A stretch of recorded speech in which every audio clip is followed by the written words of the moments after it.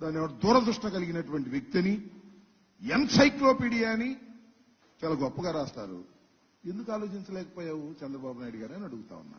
ఎందుకంటే కనీసమైన minimum knowledge మీకు లేదు. ఈ భూముల పట్ల మీకు మినిమం నాలెడ్జ్ లేదు. ఒకవేళ ఉంటే జగన్మోహన్ రెడ్డి గారి మీద కోపంతో అది అంతరించిపోయింది. కనీసమైనటువంటి ఇంగిత జ్ఞానం కూడా లేదు. నేను మనవి చేస్తున్నా, బ్రిటిష్ వారి టైంలో భారతదేశానికి స్వాతంత్రం రాకముందు 20వ శతాబ్దపు మొదటి రోజుల్లో బ్రిటిష్ వాళ్ళు ఈ భూములు సర్వే చేసి రాళ్ళు వేశారు. అప్పటి నుంచి ఇంతవరకు అసలు సర్వేలే జరగల.